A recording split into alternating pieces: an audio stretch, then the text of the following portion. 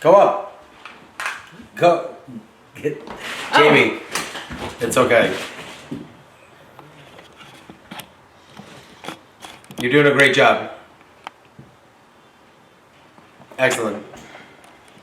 Hey, how are you? My name is Dan Reeses. I understand some of you might not understand what's going on, so I figured, why don't I just say it?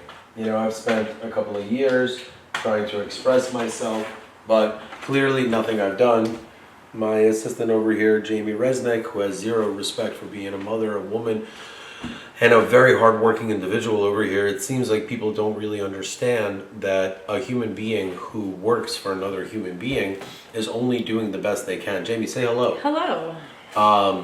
The concept of a human being being told that by doing their job in full legal light is somehow harassing or breaking the law, and actually convincing Jamie that it's true is in itself an act of a conspiracy that's not true. So for example, one of the most important parts for this conspiracy to have worked is the full alienation of my children from me. I assure you, in this dynamic of myself, my wife, Jared Resnick, Jamie's ex-husband, and Jamie, and for anyone that doesn't know, please understand, Jamie doesn't play professional tennis, nor does any part of her job include. How's my hair, by the way? Yeah, it's really good. Your hair's grown in so well. It's a little wild, but I mean. Well, there's a lot that I could say about that, but in general, I think that why don't you ask me, what is it that the audience is about to see? What is the audience about to see? Everything for the last 9 years, you're witnessing a human being who, for the first time, and it took me about 4 tries, but I was able to get it on the 5th try. What you're watching is the first time in U.S. history that a human being is able to detox from opioids live and on camera. And the reason why it's such a big deal is that if you don't understand how important the opioid epidemic is, and how important a human being who is able to successfully detox and has the strength to go on camera and talk about it, then you just don't understand the amount of people that have lost loved ones to the opioid epidemic. So if for that, I want to ask Jamie, do you understand what I just said? Absolutely. Okay. It's incredible. Do you agree with what I just said? 100%. I've been here watching, and yeah. It's incredible. So in case anyone's wondering, tomorrow, once it's all complete, I will be firing all of my doctors because I've been under the medical care of a human being since the age of 8. This man treats me like gold. He's a medical professional. He's a doctor. He's not some voodoo quack. Although he did, ironically, in the 1970s get his degree from Mexico, but the medical degree, that's only because he was really poor. And one of the most amazing parts about this doctor, first and foremost, he lived in the coolest house in Caldwell, New Jersey, and obviously his son is Josh, because every fucking person from Caldwell I've ever met is named Josh. But that part of the story, you know, the ironic part of all of this, and I'm going to just go ahead and do everything. See, all of this, 18 USC, that's all true. That's not a lie, but truth be told, like once I film one video that expresses it, anything after that is just me expressing my frustration and anger as a human being who really is a patriot, who loves this country, who would do anything for this country, to watch people that are in politics. Jamie, how does my ass look? Does my ass look big? No. That's a Larry Sanders reference in case anyone's wondering. No, Larry. And like for anyone who thinks that my goal is just to do nothing except talk about my ex-wife, it's simply not true. One of the reasons why I had a very hard time was that I worked my ass off on building my life. My dad can give me shit. And one of the reasons I say that is because I love my dad. I do. It's just that I don't think anyone understands how hard it is to be the son of a man who literally doesn't understand the importance of showering. So when you're dealing with that dynamic from the start, oh, here we go. In a world of plain cucumbers, be a spicy pickle. I see, I don't like spicy food that much, but once again, truth be told, when you're dealing with a situation where you're the first human being in televised history to detox off of opioids live and on camera and talk about it, it's a world where human beings will think that there's something mentally wrong with me instead of recognizing that I had colon cancer. And as a direct result, I was also really horribly treated by my wife. It's not that complicated. Like, I don't understand what the big deal is. Like, Jamie's really nice to me. That's it. That's all it is. Is this true? Yeah, I think I am. Yeah. That's all this is. She's just a really good mom. And I think that, like, the laughable part of it is that, like, we don't live in a world where children are guaranteed to grow up healthy. So the fact that she has not one, not two, but 3 healthy children really is not something that can be overlooked when you're dealing with a zero-sum game. One-on-one zero-sum with children is extremely dangerous because what you're dealing with is a situation that can really backfire on you. So, for example, children need their mother. Do you agree? Absolutely. You know, the whole father thing comes into play from a protective role. And remember, this is just my opinion. I think both parents are extremely important. But if you want to get down to the root of it, I think that it's very hard to have children in 2026 without a woman. But the man part of it is just a seed. That's number one. So some can argue that's the most important part. I believe that the woman's role is far in excess of what the men's role is, especially because you have a human being growing inside of you. Now, in a sober state, and the reason why I say sober state is because humans don't really understand that the lasting effects of use of opioids is throughout their entire life. So for someone who was dependent on a cycle of repetitive pain management, there is very little percentage in the fact that human beings won't reach for an opioid. Me personally, like I said, I do not recommend anyone doing this or trying this. Please understand that what you're dealing with is a very sensitive subject matter, and at no time are you allowed to experiment with opioids. It is one of the most deadliest addictive substances imaginable. I can't express to anyone how relieved I am that the process is not only over, that you would have to pay me money. Like, honestly, like, if I have my wisdom teeth pulled, I have 3 left, and I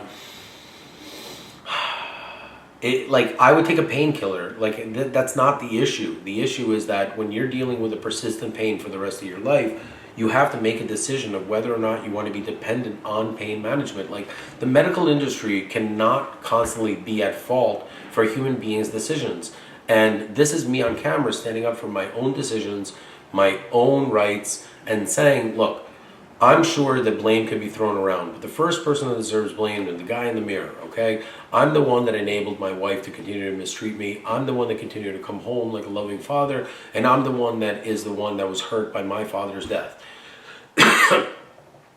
This is all because of my actions, not because of her actions. Her actions, she ended up without a friend, and that's why I'm extremely upset in my circumstances, is because my wife and I, we were close friends, and we didn't need to end it like this. It was like a car accident that I did everything I could to avoid, but clearly because of you, Jamie, people don't want to take personal responsibility. But the truth is, I take personal responsibility. And I think the first step is to clean up my life and end this nonsense. And ending this nonsense, like, for me to get rid of Jamie in my life as a solution would be the equivalent of Jamie making sure her kids don't exist.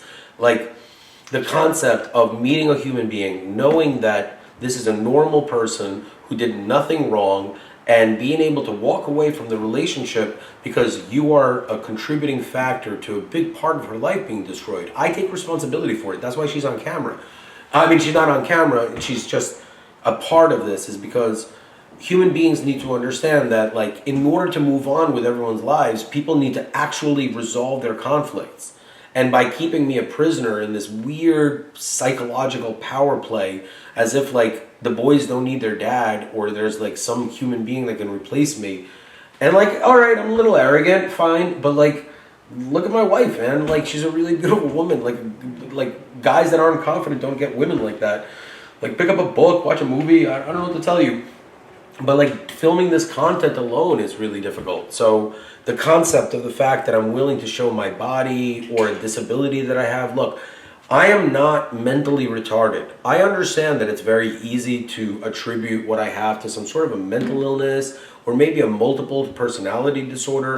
Like, when a human being is on YouTube and saying, look, for the last 9 years, I've had to take opioids in the morning, 15 milligrams, Roxicet, and then in order to come off of the cycle, I would have to take Xanax. It was in my system. It wasn't something that I was consciousable about the decisions that I was making, and it's not something that I invented. I didn't invent colon cancer. I didn't invent the way human beings digest, and I sure shit that had nothing to do with the pharmacology industry. And I did. I believed in the doctors that I work with like an idiot for the second time in my life. The first time, if you're paying attention, was when I was told that I had an enlarged prostate when I actually had an abscess. That's a full-blown misdiagnosis. Nobody got sued. I still make a joke, and like maybe I have bigger finger. You know, like my doctor, that's the punchline. The lead up is a little painful. And when you deal with proctology jokes, like it's just the writing is on the wall and the material writes itself. Oh, and by the way, I really don't give a shit about your opinion. I know maybe in the beginning I may have seemed like I really care about what you think. If I cared about what you thought, I would take money or tell you to like or subscribe or put this act on a theater. I genuinely, when I say I don't give a shit, I genuinely don't give a shit. What I've done is so fucking remarkable that I myself am amazed at the fact that we live in a society that doesn't recognize how valuable the actual video footage of a human being who is live on camera detoxing off an opioid while at the same time expressly stating, look guys, I understand that it's very easy to pretend like I don't know anything about addiction. Not only have I studied it my entire life, I've actually experienced some of the most interesting non-decision, like I didn't make the decision to be addicted to a painkiller. I need pain pills in order to not be in pain, and it makes me happy, but that doesn't mean I'm not going to be dealing with the matter like an adult. Like I had colon cancer. I want to be in denial of it, so I took a painkiller, but the reality is it's colon cancer and it was 4 invasive surgeries. It's the equivalent of like a Band-Aid times every duct tape roll you can imagine, off the hairiest Bulgarian back you can imagine. Like, wow. Look, visceral reactions to a human being who's able to orate their thoughts and feelings is very normal in a world where human beings are addicted to this phone. The whole point of the context of this channel is that going forward, tomorrow morning, I'm going to release all the old footage. First, I'm going to line it up, then I'm going to explain to you what you're watching, if I'm nice. If not, who gives a shit? It was all done during a time where I was a victim of the pharmacology industry of the modern United States medical system. It is not something that I can take responsibility for. What I can take responsibility for is not wanting to be in physical or emotional pain. So you could sue me for that. Because last time I checked, I don't think anyone is able to give themselves colon cancer, let alone the fact that mine was a direct negligence of misdiagnosis of $1 billion medical group. And this is already the second or third time this has happened. So I've given up on modern medicine because I believe that I'll be dead if I go one time again to this system that really is negligent in every aspect imaginable. Because I truly don't believe that I would have an issue if I was truly diagnosed with a abscess or a fistula. Look, believe it or not, if you like to kiss human beings, then you must recognize that there's a waste component in the human body. I'm not interested in that subject matter because I'm not like that kind of guy.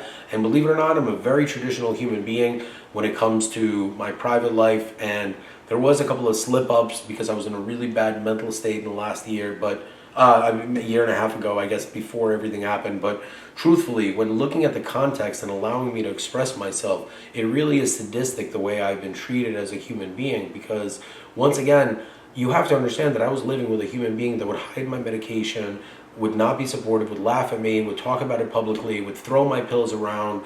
And when you're dealing with a human being that really doesn't understand the concept of colon cancer or the idea of mental health or any of the things, while at the same time truly being really sadistic, and an example of that is the way she has treated my children. So like any human being, who, like Jared Resnick, like I don't believe that a man who is able to do that to minors and separate them from a loving mother deserves to ever make surrogate decisions. And I say that very expressly because I don't believe that it is my right to make this like comments about my wife, because I think that she's the mother of my kids. And although I disagree with the decisions she has made, I think that she's the one that has to live a lifetime of knowing that she purposefully destroyed their memories for some reason. And for that, it leaves me with my head scratching and thinking to myself, like, at what point, like, what are we doing now? Are we like getting the courts to convince like the world that Jamie's a bad mom and Mal's a good mom? Because to me, I believe that Jamie's an amazing mom, and I think that anyone who says otherwise, like for example, I don't think that your husband really understands that what he did is the most insulting thing for him, his family. You have to understand that those kids will be healthy and amazing for the rest of your life. To separate them from their mother at the most integral part of their development is the worst thing you can possibly do as a father. Literally, you might as well like give chemotherapy to a completely healthy child. Like that's one step above or below. I'm not really sure how you want to treat it because there's a big argument that can be made regarding the medical prognosis and how it's perceived. But you know, when a human being hurts the mental state of the development of the unnatural separation of a child who has a healthy and lovable, Jamie, say, I love my kids. Oh, I love them so much. Are you okay? I miss them so much. Every Right. second of every day. Yeah, I don't think people... 244 days. I don't think every day you count a day, right? I don't think people really understand that Jamie had 3 children grown in her own body. And I think that when a man who did absolutely nothing is able to use his money, influence, and what little voice he has in the courts to separate the children from you, all in an effort to either hurt you or hurt them, because remember, they're not my children. They're not my children. So like to me, I find, and like to think that... Well, I think that the real eye-opening moment was the fact that it wasn't just like the cherry on top to take the kids away on baseless allegations. It was then to continue. Right. I have the kids, now I want everything else. Yeah. You know? So the scariest part about this is that the courts are in full support of Jared Resnick. And Jared Resnick literally committed perjury as an attorney and had to go... Is this true? Yes. Yeah, so, and you have evidence of all this, right? I have evidence. So one of the things that's really fascinating is that people actually don't understand that a cause of bankruptcy, a legitimate cause, is fraud. So if a human being is a victim of perjury and they're forced to go into court for 50 fucking days and are falsely arrested, they're not able to earn an income. Like, for example, are you a college graduate? I am. Will anyone hire someone with a mugshot photo? No. That's it.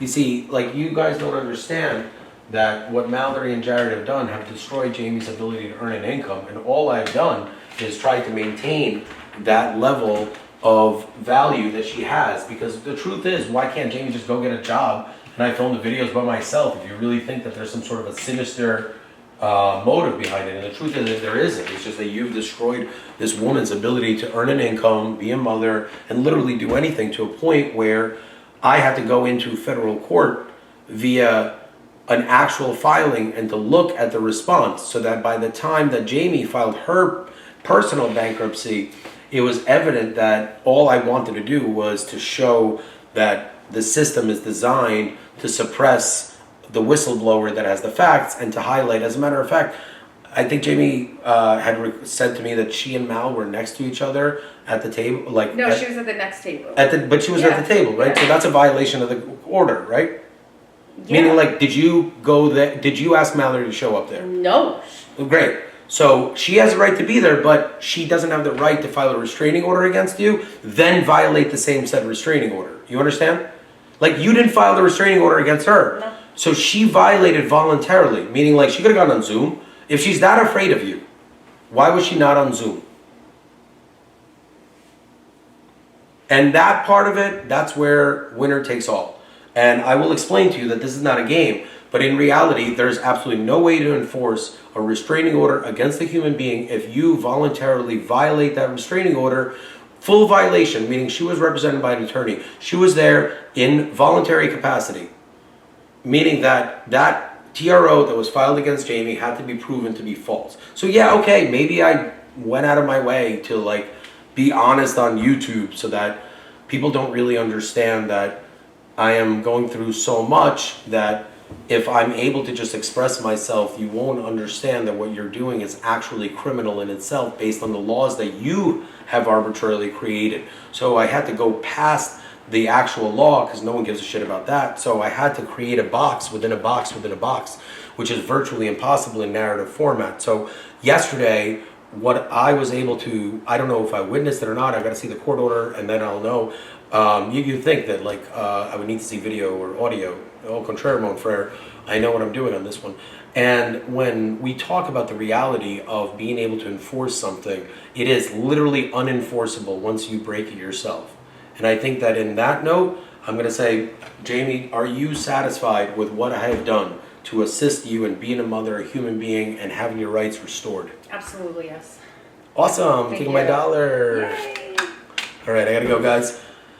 Be easy, little homie. I'll be home soon. Hey, I just wanted everyone to understand that, in my personal opinion, I think that it's very important for me to express the true nature of the mental state difference of me on the pain management medication versus me off of it. And I say pain management very carefully because I never went beyond 1/3 of my daily dosage. And that's very important for people to understand that one of the biggest things that I've recognized is when I was working as the director of operations for Perfect Pawn, and I did over 1 million transactions, I recognized the quantity of human beings that became opioid addicts based on circumstances that truly weren't nefarious, and they weren't interested in getting high. So you'd be very surprised at the quantity of, right now, you actually might hear the microwave in the background. That is because I really believe in very simplified cooking, and I got to give my wife a lot of credit, or ex-wife, whatever, you know. I believe it or not, I do respect all human beings and their capacity to be private citizens, but when you're dealing with a human being that's a part of your life, if, God forbid, something should happen to someone, I would talk about them on YouTube. If they're not in my life, there's no reason why I can't express all the positive things. Granted, there's a lot of negative things going on, but once again, I would like to express to everyone that I am a motivating factor for human beings that are looking for inspiration during very dark times. So if you don't find yourself connecting with the content, that's not a big deal, meaning that there are many people that enjoy drinking recreationally that won't be able to watch this content because unless you know me, you wouldn't know that I really don't like drinking. And I think that not being an alcoholic or someone who enjoys alcohol is the main component of why I was able to manage my pain management medication. I never snorted heroin. I never went to the streets. And that's where the scariest part of the story is that my goal in life is to be a father and to be there for my boys. I want to be a good ex-husband. No one's looking to hurt anyone. I think that, and I laugh at the fact that like there's actual some people out there that believe that I just spent a quarter of a century cultivating this relationship only to turn around and start hurting the people. And I guess if you're looking at right now, let's say that in my personal opinion, 100%, when I was 19 years old, I was about 99% of my mental capacity. On the opioid benzodiazepine mix, because remember, a lot of people don't know what felony sticks are. Now, Xanax comes in a form called Xanny bars, and the nickname really comes from the concept, felony sticks, comes from the concept of human beings that have significant opioid dependencies need to take Xanax in order to go through the process of withdrawal. And when they're on this Xanax, which is a benzodiazepine, a significant neural inhibitor, and you have no memory of what you're doing or saying, people find themselves breaking into houses, making horrible decisions without any memory of the said events. And they find themselves 3-4 months later coming down from Ativan or something like that and realizing, oh my God, I have a felony for some serious shit and I have no memory of it. And a lot of people, believe it or not, have a lot of shame and guilt in the fact that they don't remember something.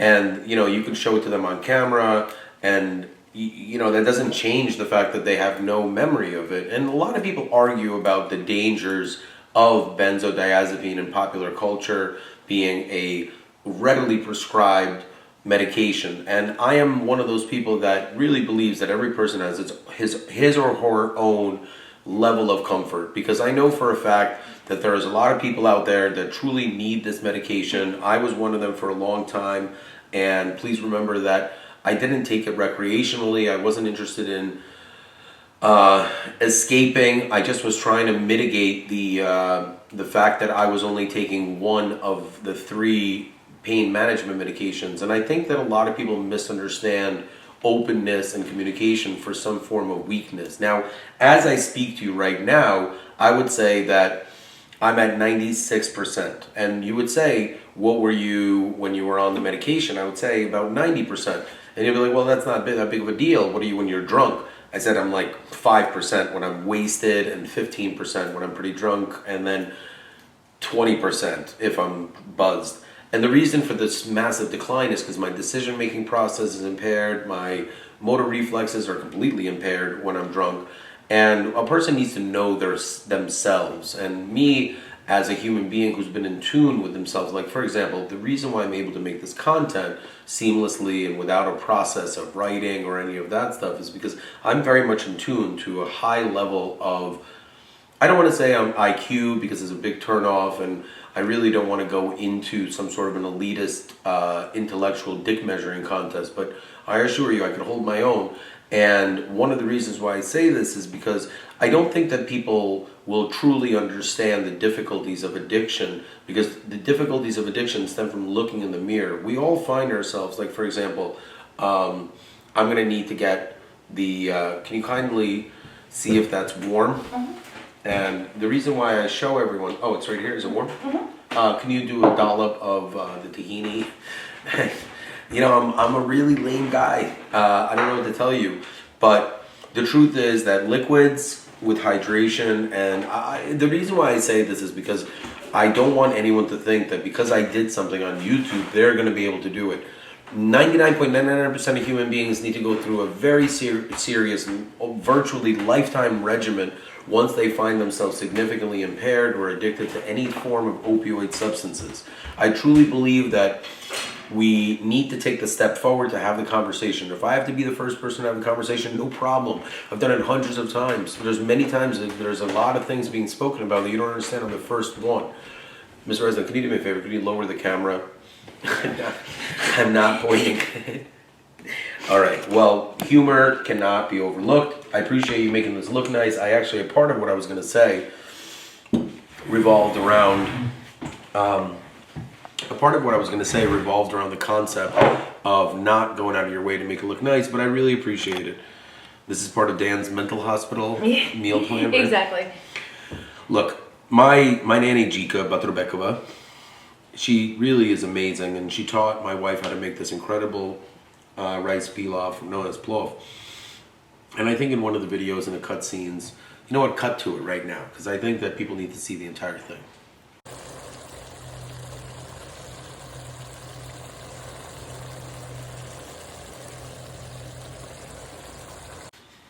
So as you can see, in my opinion, I believe that under an hour for a fully cooked plov from scratch, while getting upset at Jamie for not getting the right rice. And I think that there's a very weird obsession with meal prep, and I think it's like... It's true. I don't think people really understand that if you cook 3 or 4 like decent sized meals and you put them in the refrigerator, there's your meal prep. And you have a couple of sides and things like that. I mean, it requires a little bit of creativity. You okay? Yeah. What's wrong? Got a little frog in your throat? You know, I think it's pretty cool. Like, let's say that you're on the channel, you literally never need to show up, and you can grow to like 75 years old, gain 100 pounds, and it does not matter. You will never be shown on camera. There you go. It's the only advantage of this entire psychotic process. I know. I can always wear my pajamas. Yeah. I mean, it would be nice if you cared about what you look like, but I can't really. Beggars can't be choosers, as they say. So a little hot, but and Giga, the way she made the plov, it had less meat. And truthfully, one of the things that I find fascinating is, I'm sorry, it's a little hot and delicious. And I have to eat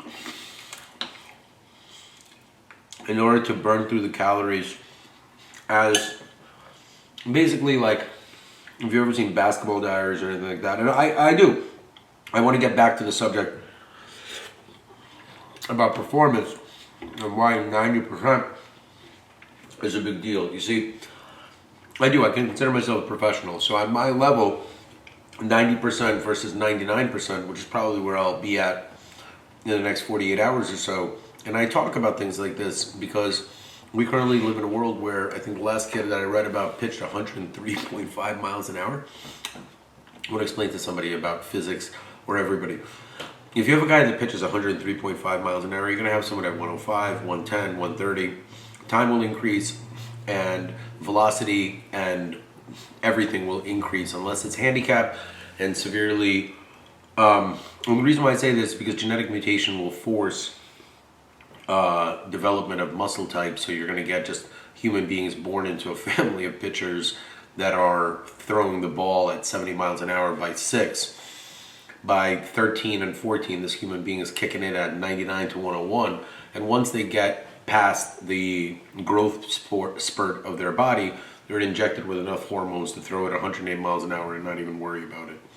And the whole point of the velocity of a pitch is not the actual pitch, but the recovery process. And that's where the whole closer versus starting pitcher comes in, and why it is such a big difference to go from 90% to 96, 97, 98%, while being a phenom that's known to be able to pitch 125 miles an hour. So as you see me increase, you'll see me break 100, 101, 102. And the reason why I also say this is because very few human beings are able to sustain a mental regimen of complexities while at the same time removing addictive elements that are literally metaphysical. I can feel it in my bones. That's why I always laughed at Levy. Because when you're fat and bald, throwing in an addiction in there. Look, I'm just really happy that I'm a fat, bald, and a heroin addict. That's a triple threat on a date. This is a human being that literally sends me emails criticizing me, where, like, fuck you, Scott. Let me tell you something. You're a fucking junkie, and I did everything I could my entire life to take care of you. So, like, for the fleeting moment that you could have actually shown up and been a normal friend, you chose to be a piece of shit, proving me right from the beginning. And, like, honestly, Scott, like, before I went through what I went through, I speak directly. This person, as Leo Kogan said, is a piece of shit. So, you know, when human beings don't really understand that a big part of the dynamic that was destroyed through the inner circles of my life. Ooh, the garlic's rough, huh? I mean, the garlic's awesome. Flavor country. That's why I go really light on the salt, and this is where, like, all you amateur, you know, baby doctors and lawyers that like to give unsolicited medical advice about heart by a passive-aggressive suggestion to other people to eat less salt as if it's your food. Don't encourage yourself. You put no salt, but you're not going to keep it in the fridge for more than 48 hours without some serious change in taste if you're cooking with fresh meat and ingredients. Especially if there's any dairy component, which I try to stay away from in the meal prepping process. You know, like, with all due respect to the Indian culture, the quantity of dairy that's intermixed with various vegetables and everything would just destroy my stomach. And when you're really thinking about your body, and I watched this show that I really loved, and there's a couple of gay dudes that adopted Carl, and what, I got something on my face? You know, it's hard, you know how hard it is to sit here. And eat pork. Yeah. But like, oh yeah, he's so full of shit. But let me tell you something. If you ever understood that we don't live in a kind of world where I would get support, like, let's say that I had a drinking problem coupled with the fact that I had colon cancer. Well, what happens then? Then I become like a psychotic drug addict because I don't have anyone that says, well, Daniel's a good dad. Yeah, and that's the fucking truth. I'll tell you something else. The way I look at my entire perspective is not like, all right, well, I'm not crazy anymore, so now I deserve everything back. No. It's even more intense in my perspective of reflection of saying, look, the reason why I say I'm fine is because if you have courts that don't recognize ADD as an actual disorder while you're diagnosed your entire life, why would you pay attention to it? You know, like, it's a medical diagnosis. If you're living by the rules of society You have to accept certain things. And for me, why would I, as a human being who doesn't want to have any differences, voluntarily submit? My point was, I don't cook with salt nowadays, and I will, with every bite that I take of my bland, non-salty food, I think of my father-in-law. And honestly, if you really want to know the truth of the way I see the entire perspective, my only crime that I committed is having a father-in-law that's a dick. That's it. He's a jerk. He's mean to me. I'm afraid he's going to be mean to my kids. He passed the gene on. It's like, instead of like wife beating as a gene, it's just like being horrible to people that care for you.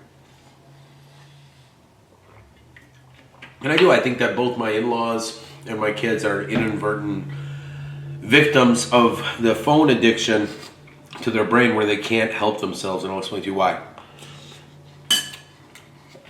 Kids that are born into a society that doesn't yet know the dangers are done. They're never going to truly recover, and it's horrible and it's sad. Old people who, instead of spending the last 10, 15 years of their life outside or enjoying life, spent it on their phones or talking about things they saw on the phone and things like that. Because look, if you're an old person that's watching this, you're going to like remember when your parents were old and you're like, oh my God, they have nothing to do. So imagine a world that in order for you to stay relevant, you just have to like give a little bit of money and talk about the shit that you see on your phone. An old person will do anything, and they don't actually recognize it because they don't understand that their brain has a clock that's ticking off. So if you're in your mid-70s, you know you don't have more than a decade left until it becomes whoa. And like, you know, I'm all about longevity, but human beings that are not prone to the ability for their brains to process are doing thousands of computations a day with their eyeballs. I'm simply frying their brain. My point, in fact, is what happened to me is not something that's isolated.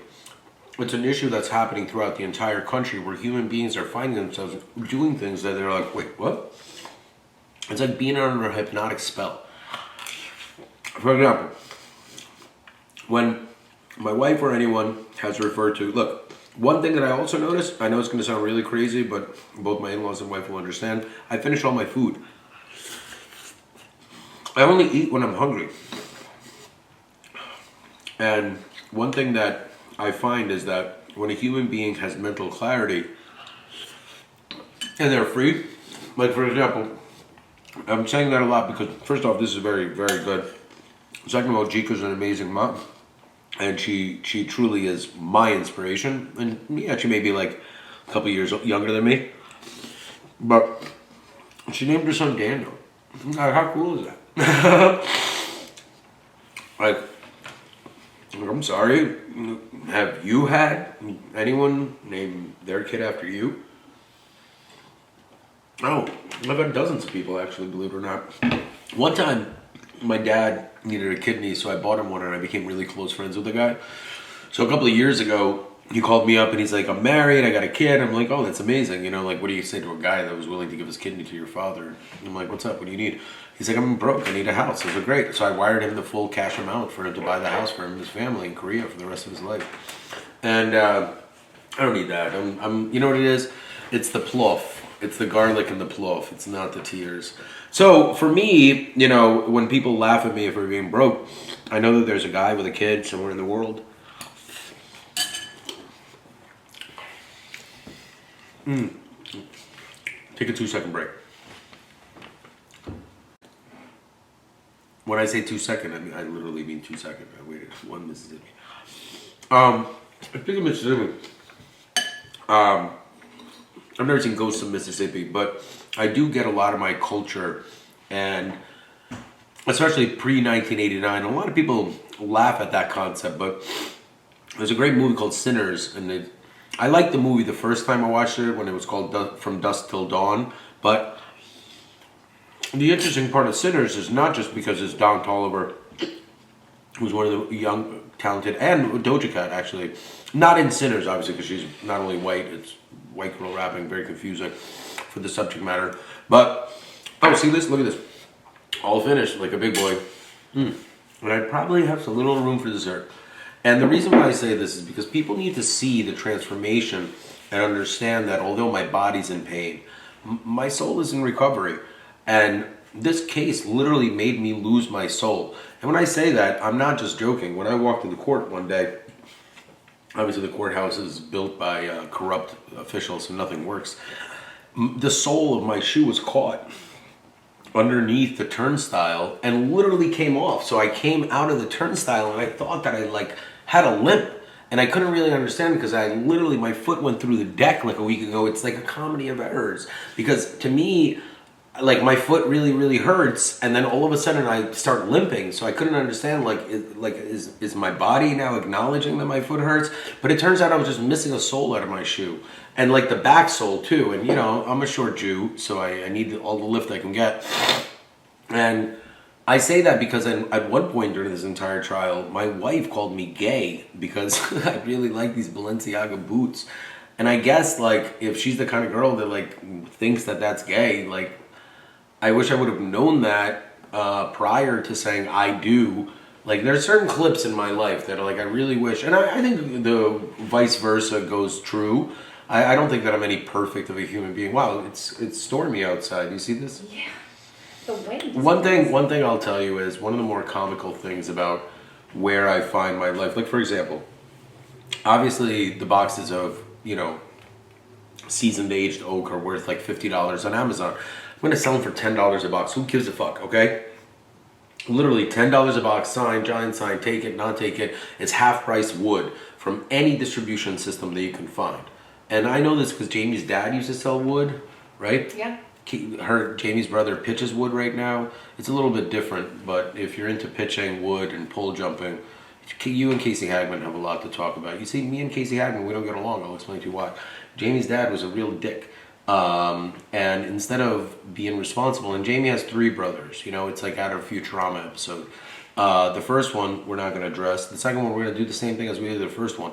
But the third one, that little lucky little pinky toe, he's an able-bodied adult, and that's a human being who's probably around close to 40, and really has insulted Jamie, and has been a core supporter of some unknown vengeance in order to silence her, based on the fact that her dad got a few $1,000,000 from some sale of some fucking property from a decade before I even met Jamie, maybe 20 years. I actually don't care or give a fuck. But it sounds to me like there might be a lot more to this motive than just Jared and the kids. And it wasn't until she started telling me about some articles and I started looking at her and I was like, wait a second, Jamie, but X, Y, and Z. And then she says, no, but this. And I'm like, huh. So you're telling me there's a small mathematical percentage chance that if you're cut out of your father's life, there is some sort of a mystical, non-existent inheritance. And I say this because, truthfully, I with all due respect to the Hagman clan, I don't think that they understand how to manage anything, let alone commercial real estate. That's So for sure. what? Yeah, that's for sure. So in order for you to understand that aspect of it, I don't know anyone in their right mind that sells beachfront property at a boom. And the reason why I say this is because I don't know if anyone understands anything about real estate, but they're not making more beachfront property. No. And if you don't understand that concept, then you should sell the property. Exactly. I do agree with that part of it. And I think there were 3-headed monster children. Mm-hmm. The theme continues on the inability for the Holy Hagman Trinity, as unfortunately my brain has named them. Yeah. And a lot of the issue really stems from the fact that a big part of me in the morning started out by saying, all right, I challenged this guy to a fight, he didn't take it. With Casey Hagman, I was like, all right, how about we jump out of Chamonix 40 feet up and we'll see which one of us is alive. So it's not even me that would issue this decree. And believe me, I understand that you might want to play games so you don't sign your paperwork until we're on the helicopter, at which point the lawyers are there and everything. And I promise you, once my mouthpiece goes in, I don't say a single word and I will drop backwards just for the cameras. You're a coward and you're a piece of shit, so you're going to do nothing in this video. But that's a standard operating procedure, kind of like when you showed up to my house all coked up and I was trying to take a shower and I had to deal with the fallout. Even when I went to Hoboken or whatever rat hole you come from, You called the cops on me. Like, I don't understand who goes to someone's house and then calls the cops on the person if they go back to their house. I think that's one of the most coward bitch moves I've ever seen in my life. And like, I think everyone's lucky that I was on some Xanax or whatever the hell I was on, because truthfully, I don't think anyone really knows who I am, and I'm a very serious individual, and I'm not interested in threatening or hurting anyone. I have 2 small children. If God forbid something happens, and I'm incarcerated for even 2 years, I missed 2 years of my kid's life because of some asshole that doesn't understand that his sister is not sexually in love with him. Look, there's a lot of things about Casey Hagman that I choose to not talk about on the internet. But the truth is, what do you think? Who do you think knows him better? His sister that's 11 years older than him, or some bullshit girl that he met by the time he was already sexually sentient and motivated as fuck to cut her out of his life?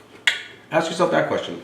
Or don't. I actually don't care. The tefillin, great superstitious article. I'm going to go ahead and do it and continue to do it because I don't know what it does. So when you don't know something and you know that statistically it has been proven to be good for you, there's no reason to cut it out. I find that many people make a huge mistake in identifying who they are. They attribute things to midlife crisis. They attribute things to pills. None of that is true.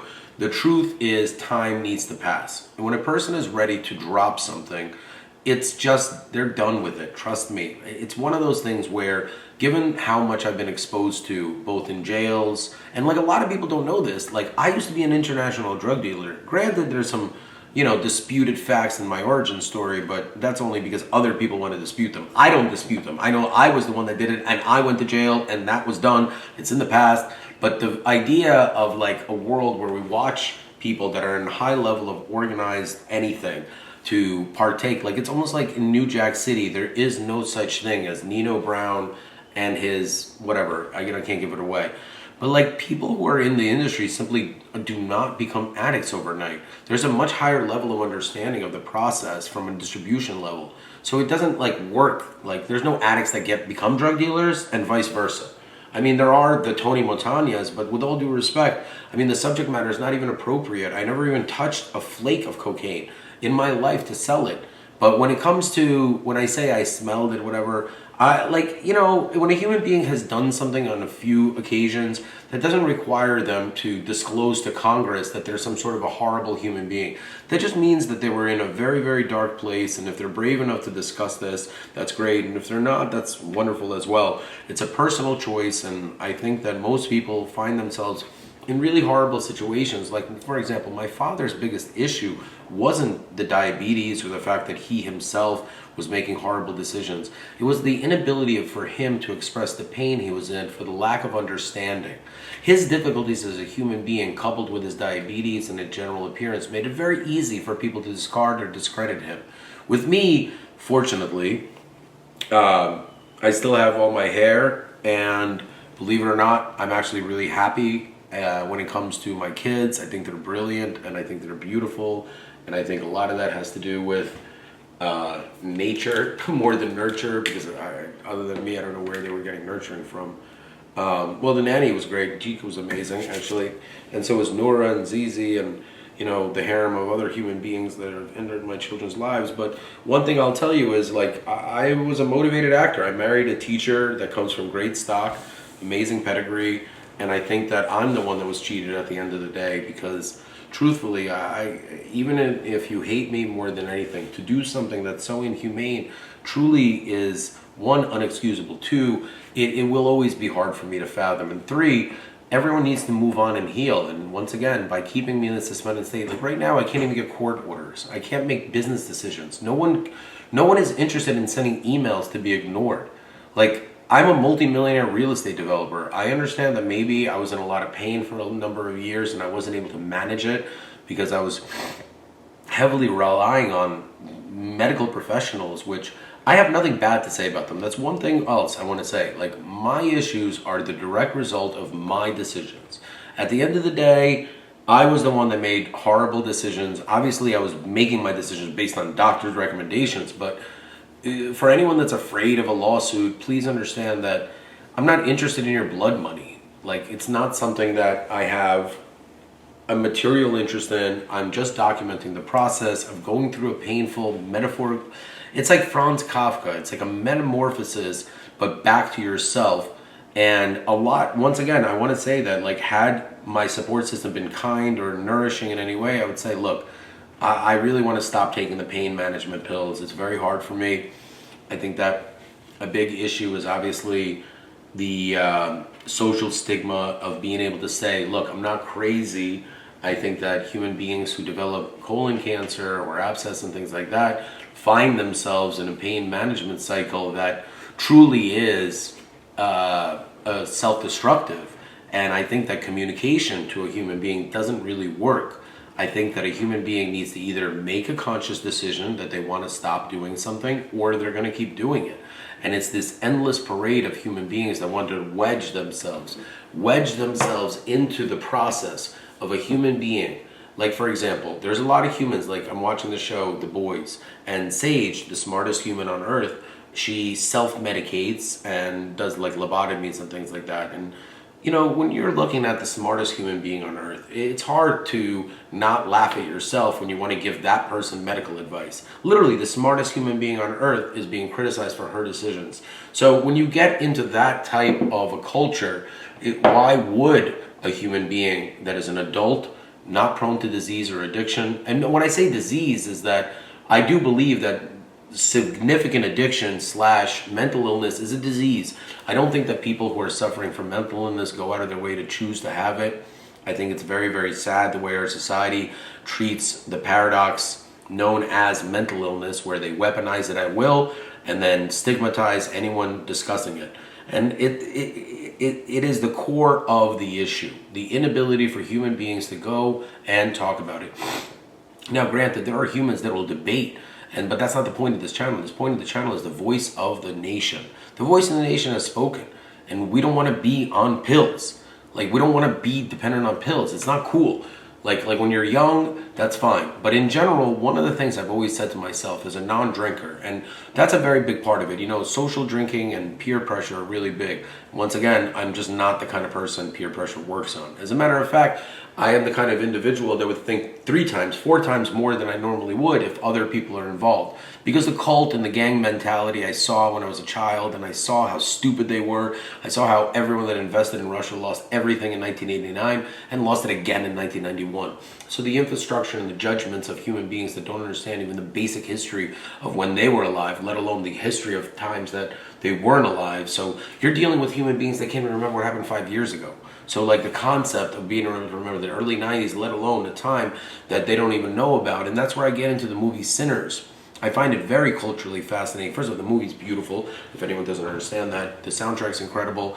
I think culturally it's very fascinating, and a lot of people don't understand that the geography of the Delta played a big role in the value of the land, which allowed a dichotomy of a black-owned business economy and a white-owned business economy to exist in perpetuity to one another. These human beings weren't interested in moving to the South because although there was segregation, they enjoyed their life. They developed a culture. And it wasn't until, you know, a movie like that comes along that a white kid like me who grew up really not understanding the concept, because Roots is like a very, like, I would watch Roots if it wasn't mandatory in an all-white school. And when you make Roots mandatory in an all-white school, it is the most racist commentary on the actual history. Like, why do these white kids have to watch a movie about a black person being beaten? Because the truth is, none of me and my friends ever dropped the N-bomb, nor did we care about what was going on. And the reason for that is because we weren't raised in racist households. We just weren't, like, nobody... And look, this is like the mid-90s, late 90s, like, rap is really big and everything, but there was no one in Livingston, New Jersey that was racist. We just weren't, like, we might be elitist and dicks, but no one's a racist. And that's why when I was accused of being a racist, and my last name sounds like racist, it's racist, so that's even more confusing. It was like right here. I was humiliated for the people involved, because remember, these are the same people that will, you know, preach one thing and do something completely different. And it is a cultural inequality that is expressed to young white Americans at a very young age that says, look, we're racist, so just pay attention to the black people. They're like, what? Like, what's going on, man? Like, I'm watching the Knicks. I love Charles Oakley. I love Patrick Ewing. I love John Starks. I don't understand why they're showing me shit that happened 200 years ago. I mean, I respect the entire concept, but like to force it down kids' throats when there's literally 100 other incredible black written, like, why wouldn't they show you something that was written by a black person about something that's not about slavery? Like, think about it. Like, what, like, you know, The Sinners touches upon all these subjects that simply like didn't exist until the movie's made, you know, and that's where the real question is, like, why are you not addressing this? Why are you not addressing that? Why are you not addressing this? And the reality is because nobody would watch it. And like, I think people are truly afraid of things that they don't know. I don't know anything about the black culture. I found it absolutely fascinating that most white people find that black people were not happy during this time. And one of the things that the movie touches up on is that historically speaking, this is what we feel is what it is. Because you know that they have lawyers and they fact check all this stuff. So one thing I do respect about Hollywood is the quantity of human beings that are able to avoid litigation and still express themselves. Obviously not Justin Baldoni or Blake Lively, those two morons who are paying their legal bills and their fucking lawyers' grandkids yacht fuel costs for the next 200 years, because Lord knows what exactly is the back end cost of this. Because the truth of the facts is this: Blake Lively is married to a very wealthy individual, Ryan Reynolds. I'm not sure if anyone knows. Very charismatic, probably has a lot of money. He literally is from Canada. When I made the Canada joke, I didn't really understand that how on point I was, because literally Ryan Reynolds could become like the Prime Minister of Canada. Like, he could literally go to Canada and be like, listen, I think I know these people. You know, I lived in them 25 years. My wife ended up having some disagreement. But at the end of the day, let's say him and her do not work out. Blake Lively, prior to this lawsuit, was a nice $200 million property. At this time, I think the property is devalued to about 15 to 20 million. And the reason why I say this is like, how much is the earning power potential when a human being is thought of nothing more than being the poster child for why you don't text? You know? Don't throw rocks if you live in a glass house. And on that note, I want to wrap it up because I do believe that human beings cannot digest too much content, but I want everyone to know that, hey, I'm great. I know no one gives a shit, but at the same time, I think that humans need to be inspired and recognize that, first and foremost, it's 5 o'clock, so it's break time. I'm treating filming the same way as I would formulating a complaint or any form of communication. There just needs to be a level of understanding that a human being who is a victim of tens of millions of dollars of fraud, whose own wife is so motivated to silence him because her brother and her brother's a bankruptcy attorney. Well, I'm sorry. There needs to be a level of understanding that who's going to stand up for Dan. Like what, Jamie? Great, thanks, Jamie. Yeah. I got this one. All right, kid. Like, genuinely, I don't understand how human beings who have known me their entire lives can possibly have perpetrated. Now, granted, I think that given the context of what I posted today, I believe that the question of my motive and intent can lay to rest. And I think that the facts of everything have come to light. And I think that the hardest part is people to digest the truth of just how wrong they were, how much they violated my children, how much they violated Jamie's children, and they did this all to children, like Michael Jackson style. You just don't know it yet because you haven't been expressed. Like, for example, if you're an adult that's a man that took children away and you end up in a prison, I would not be able to sleep at night knowing that I'm there for a sex crime or a kid crime. And I think that the problem is that no one's looking to have a conversation by the time you're in prison. So, like, there gets to be a really weird, because I know I don't fuck with things like that. I don't fuck with parental rights. I don't fuck with children. I don't fuck with women. Like, I just don't, like, I don't know. Like, I'll be the first one to, like, gamble on sports responsibly. I'll be the first one to smoke a cigarette. I don't drink. I don't do drugs. I definitely don't take any pills or medication anymore, except for, like, I don't know, Tylenol, Advil. And that's not to say that, if for some reason I feel anxious at night or whatever, I take sleeping medicine. Right now I take Ambien, but I probably won't even get the prescription refill. Look, the truth is dealing with pharmacists and doctors is so fucking annoying. I'd rather just lay awake and fall asleep at 3 in the morning. And I could probably do a lot of work while I'm doing that, and I have a lot of energy, so I do end up doing a lot of work. And I think that people really are scared of their potential because they're left with the idea of having to perform continuously at that level, or else they will be known as a failure. Luckily for me, I am extremely good at failing, so I have nothing to worry about. And on that note, I'm going to take a little bit of a break. Peace.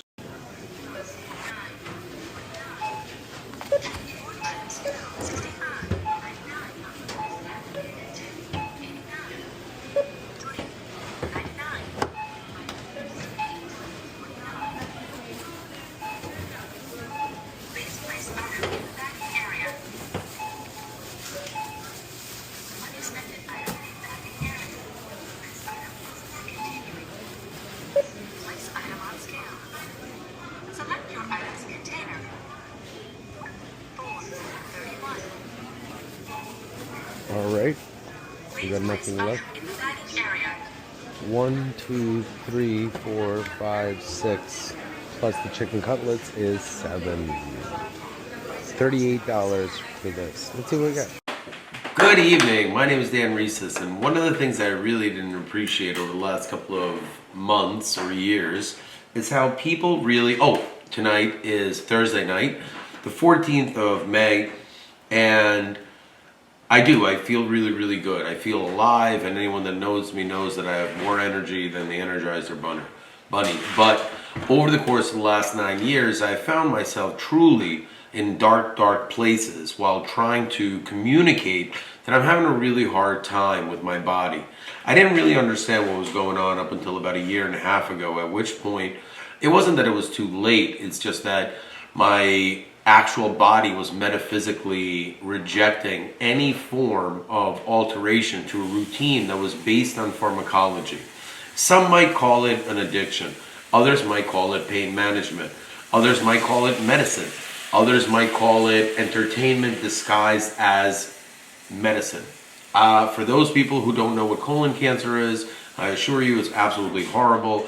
I didn't invent it, nor did I... Oh, by the way, I'm doing some incredible stuff in the kitchen, and I don't really have a thermometer or anything, so instead of a thermometer, I use my trusty pointer over here. No, I'm just kidding.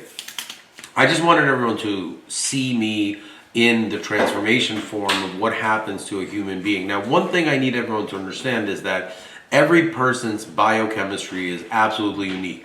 I am not a doctor, I am not a college graduate, I do not have any license to give any advice whatsoever. But I will tell you that it wasn't until my 5th try. Now, it wasn't, I gotta be honest with everyone, what I went through in order to film these segments is far greater and more intense than anything I can ever discuss on YouTube, because I'm very concerned that people might misunderstand or misappropriate a lot of the techniques that were used in order to accomplish this task. And one thing I want to express to everyone is that I don't think that I was able to really tell, oh, and by the way, I film my own content, edit everything. Hi, can I get a little... What I'm going to be doing is going through the entire segment of the episode tonight. And tonight, I'm also going to be filming the content for tomorrow's night while I'm cooking dinner. One thing that I recognize is that I absolutely love omakase sushi, but I don't like raw fish that much. I mean, I do in some context, but it's the entire process and the brilliance of the chef and the ASMR. Plus, if you watch the documentary Jiro Dreams of Sushi, and a lot of people don't know that I actually quit sushi for about a decade. And it's not that I had an addiction to sushi or anything. It's just that I literally ate sushi 5 nights a week. And I guess that's what happens when you grow up in New Jersey and you like salty stuff like a little Russian boy. And then you go to New York City with unlimited spending capacity.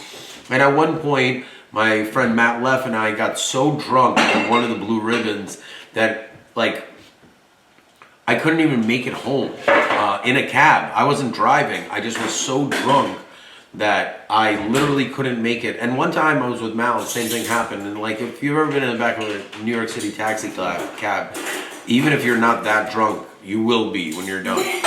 And it is an experience in itself. And that's one of the reasons why I really don't like alcohol. And Matt got a couple of DUIs, and I didn't, luckily. And he ended up not drinking a long time ago, actually. I think he's probably been sober close to like almost a decade, I want to say. And his sobriety is good for him. But you know, a lot of people's biochemistry shifts when they have addiction.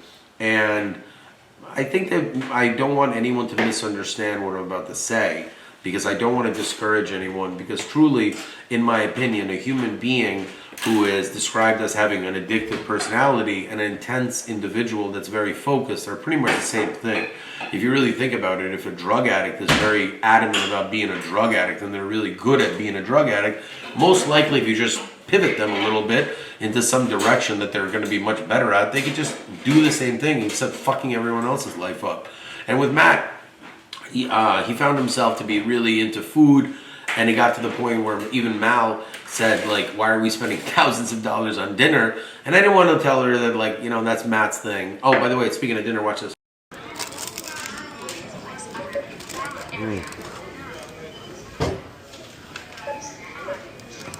So close.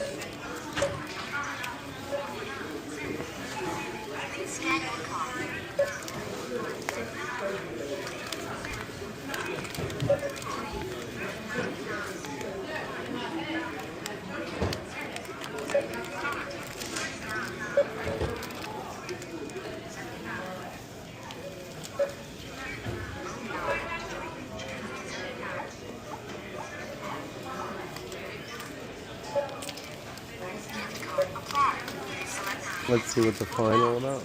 212. 5. Alright, cool. I think we got it. Let's see how much change we have in our pocket.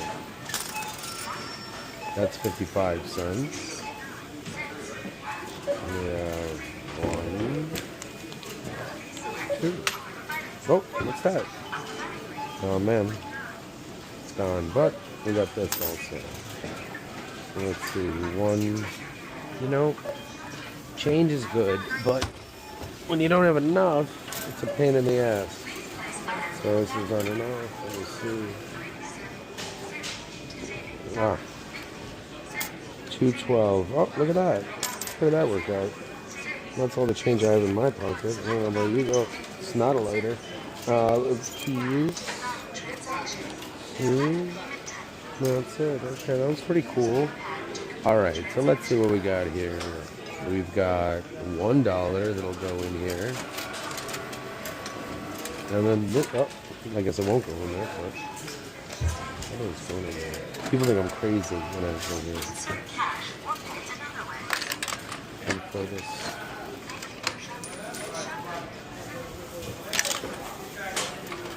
Pierce would appreciate this.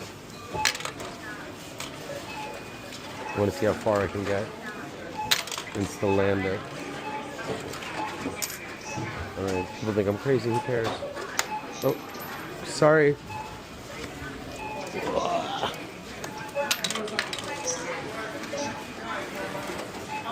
Oh, look at that. You know, a lot of people want their 2 cents. I actually want my 3 cents. I know it's a little stupid, but I don't know. Oh yeah, they round up for 3.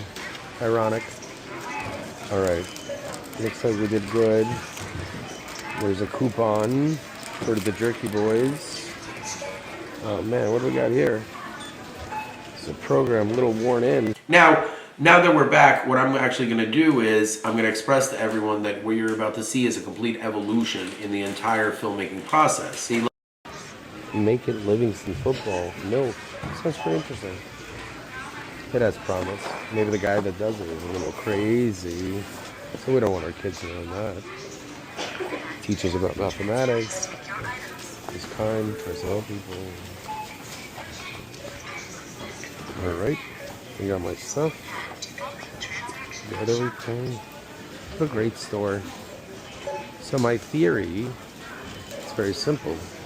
I only want to eat what my body really wants to eat, not like what I'm forced to eat.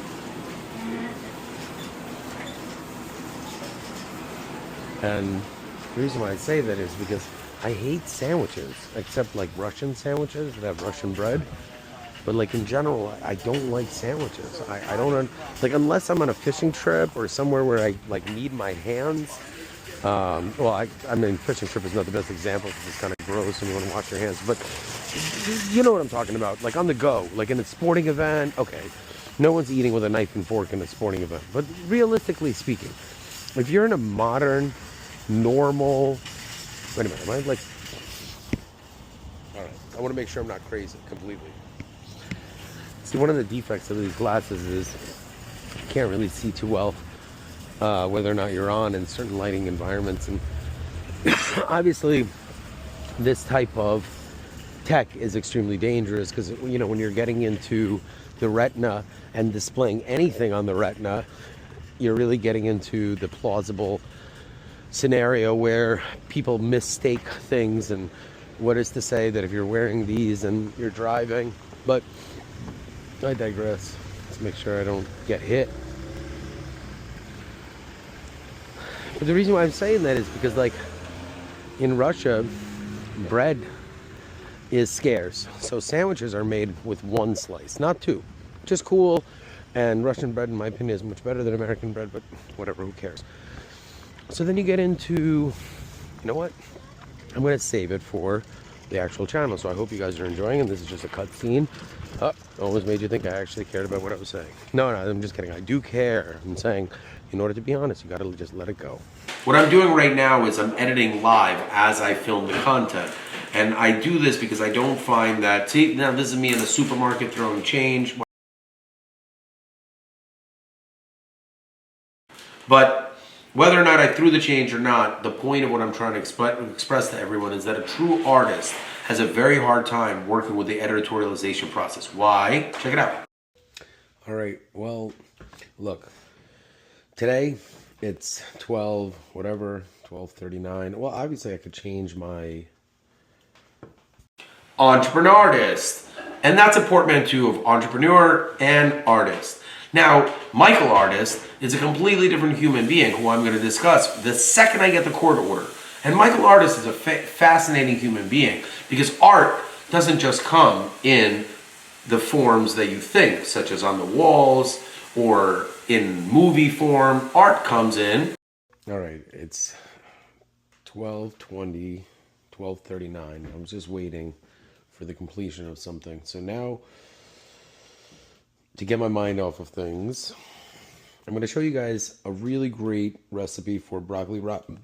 And one of the reasons why I do this is because Jamie's going through some crazy stuff. And a lot of people have this misconception that I am somehow manipulating her in some weird reverse way. And not only is that not true, I'm starting to realize that I should have been a lot more insulted about this whole thing because it's so far from the truth, and it really diminishes all of her accomplishments as a human being. And she had 3 children through her body. Like, it's a big deal. And both of my children were born through natural childbirth, thank God, with no complications. But I was a child cesarean. I always gave my mom a lot of respect for that. I feel that it's, you know, it's definitely an advancement of our humanity if anyone doesn't understand the sociological aspect. But in general, there's a lot more that I want to say on the subject, but I'm going to choose not to and just show you guys. Look, for anyone who thinks that this is too much garlic in proportion to this, I only have 2 things to say. 1, no, it's not, and you're an idiot who doesn't know anything that they're talking about. And that's the whole point, is that there's this massive misconception. So, for example, one of the ways that I was able to find that's good for me, and people that are on YouTube or make content, see, you might think it's a lot of oil, but it'll simmer down. People who make content and continue to give people advice about health really don't understand that the advice that they're giving them can't be applied to each and every person perfectly.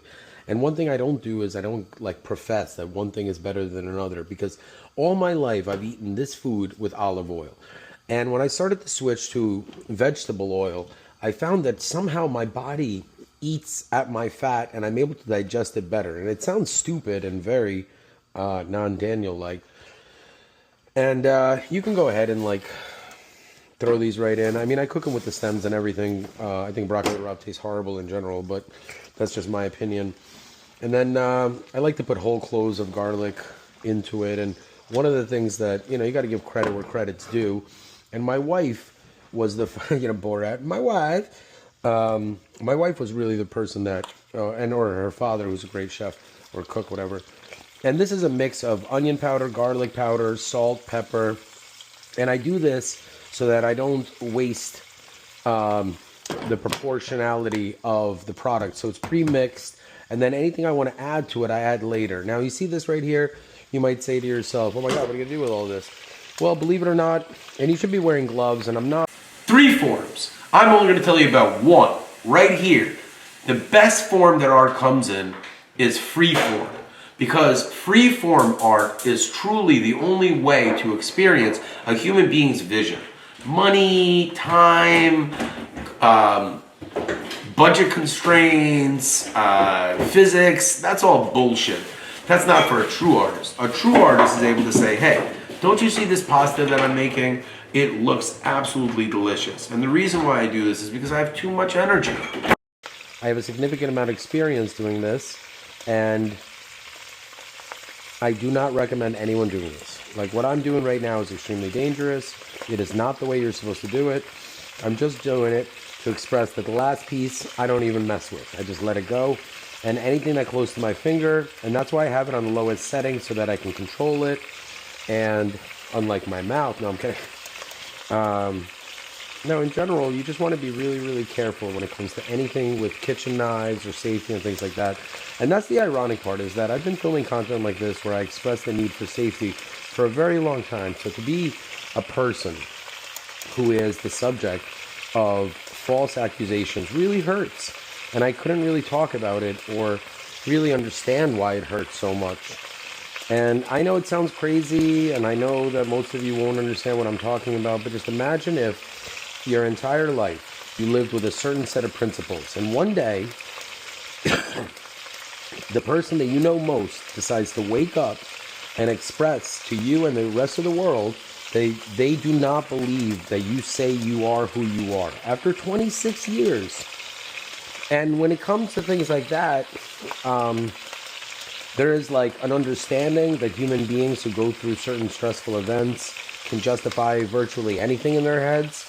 But when it comes to a mass, an entire town of highly intelligent individuals, or touting themselves as highly intelligent individuals, we have 6 billionaires that live in this town. There's no ripple effect to anyone who gives a shit. And look at that. Look at the amount. But rather than excusing this energy as an endless tirade to express to everyone on a daily or hourly basis that I have ADD, I'm non-harmful, I'm a federal agent, I'm just trying to do good, I got 2 kids, and I've been married technically for, at this point, going on 15 and a half years, but I've been with my wife for 26 years.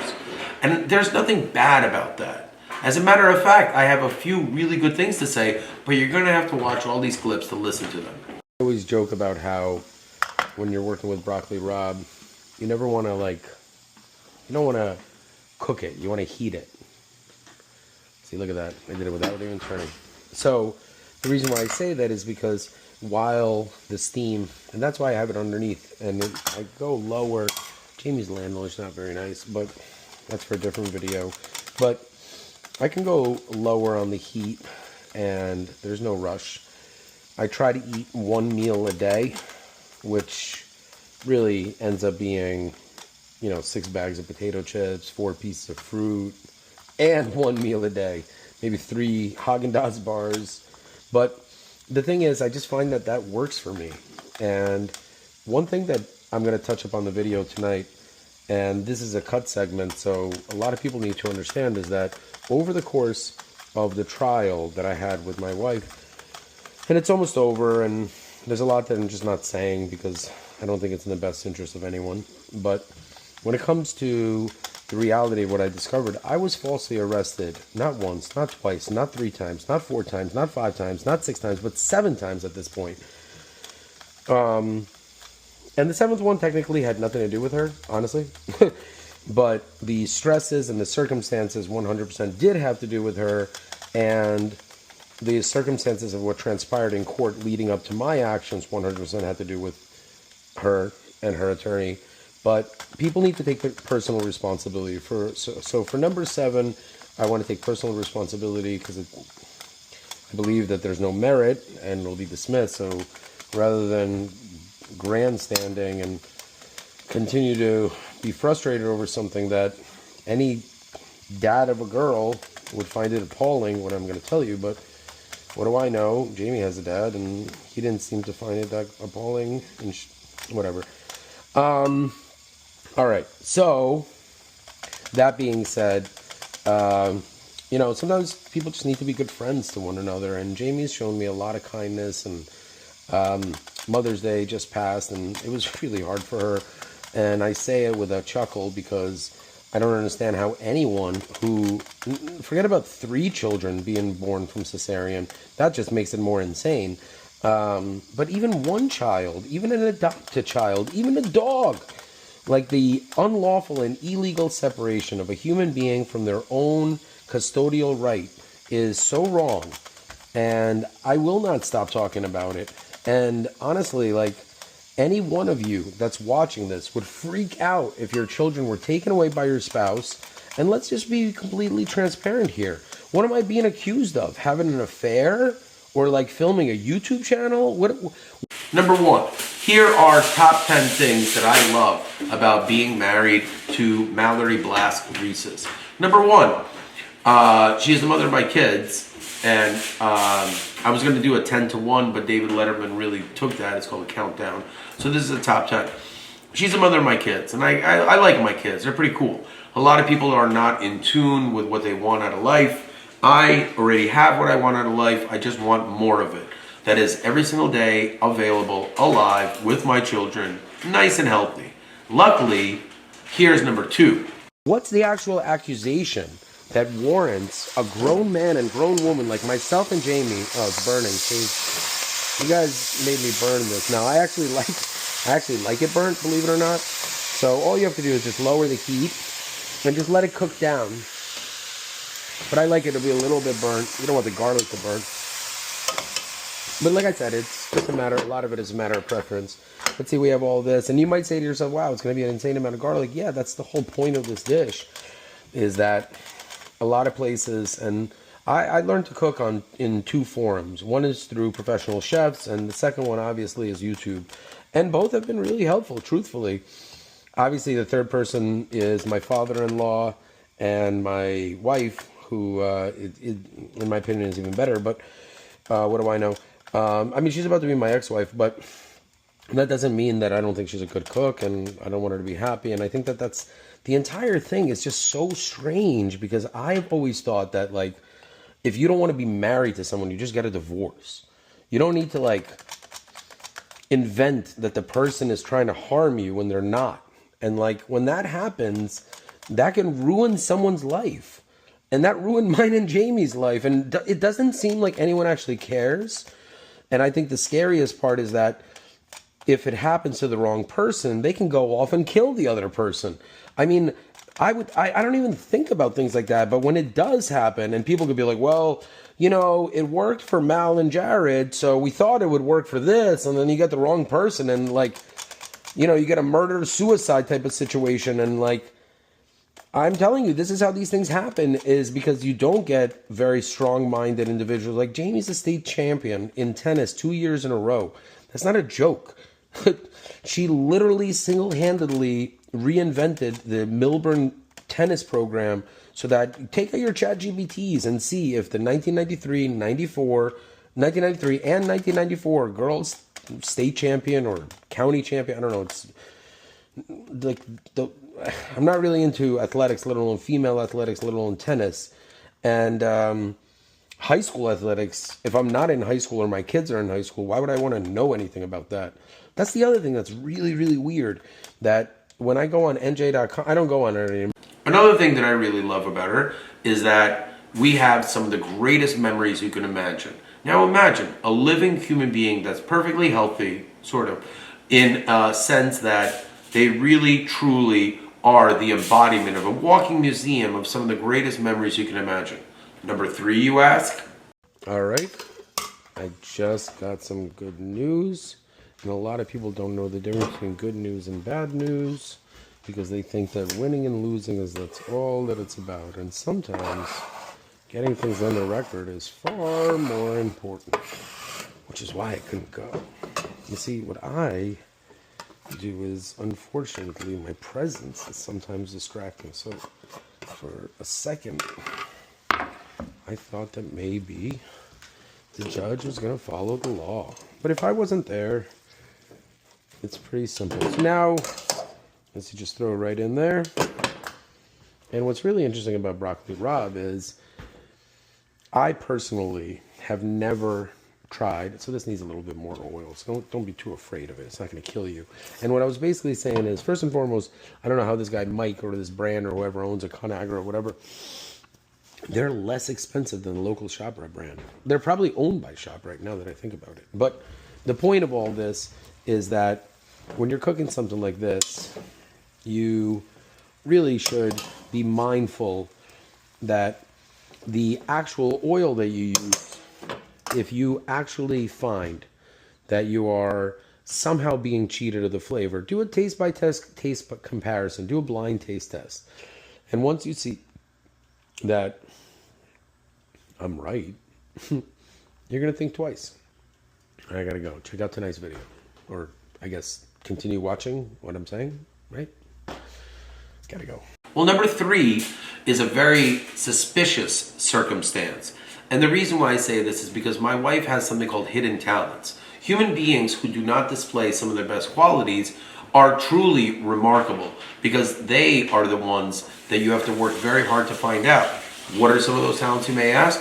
Well, keep watching. Fun fact, these meta glasses are actually excellent for when you want to cut onions. I mean, all glasses are good, but my experience is that goggles are by far the best. And the reason why I get rid of all this garbage is because you just end up screwing up your own cut. And if you're doing commercial, like for a kitchen, waste not, want not, right? But when you're dealing with... And one of the reasons why I do it like this is because I want to see the proportions prior to cutting the second half. Because my goal is to get an onion flavor, not to have an onion base. This isn't a soup. I'm not making a mirepoix over here. I want to have the onions as an actual flavor component inside of this product. So prior to cutting the second one, I want to make sure that, and like eventually I'll learn how to cut and chop and things like that. But right now I'm just an amateur and for oh, sorry about that. I like to wash my hands, but I don't do it on camera because James is going to tell me the kitchen's not clean, whatever. All right, here we go. But like, what good kitchen is clean? You know, ask yourself. Sometimes, you know, my house, it was really, really clean, and Jamie's house is actually spotless, and that's one of the reasons why she's going to be upset at me. And that's one of the things that I find really, really comical about the truth versus what's being portrayed in public. See, half an onion's enough because it would just overwhelm the flavor, and it wouldn't cook down to the way I want it to.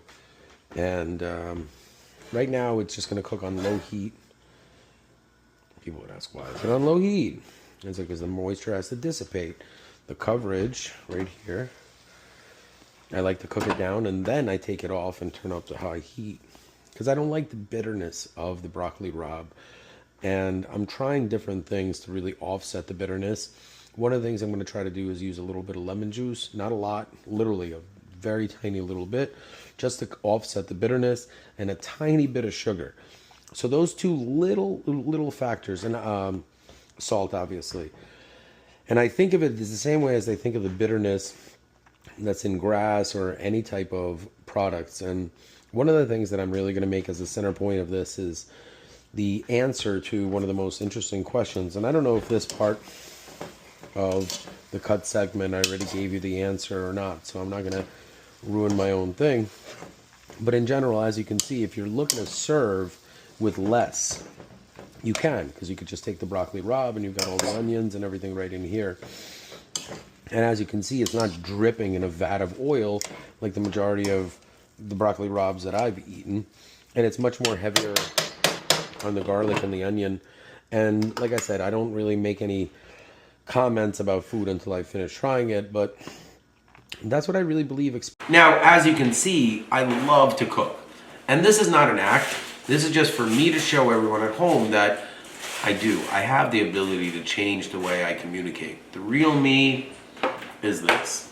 And the reason why I say this is, of course, I still have ADD. But right now it's 9:03 at night, and I'm prepping myself for a series of videos that I want to make, but not in the context that you think. As a matter of fact, Jamie, can I have my glasses, please? Yeah. Now, one of the most fascinating things, hey, check this. Look at this. What a mess, right? But au contraire, mon frere, believe it or not, a lot of people make a huge mistake by constantly creating more and more dishes. And believe it or not, when you're boiling water and you're cooking in a restaurant, a lot of shit falls into the water. And some of the best flavoring I find is that when I reuse whatever I use, and look, it's actually remarkable. Basically, the entire content of everything you saw is cooked down to here. And many people that cook broccoli rabe, they would really, here, don't go crazy, okay? They would really shun at what I'm doing. Shun.